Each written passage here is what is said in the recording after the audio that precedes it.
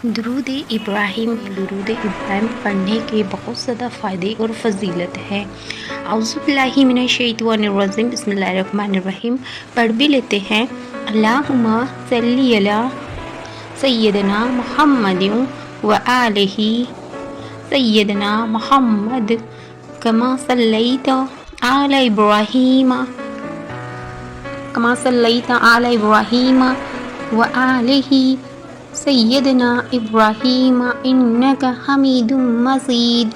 اللہم بارک علی سیدنا محمد و آلہ سیدنا محمد کما بارکت علی ابراہیم انک حمید مجید۔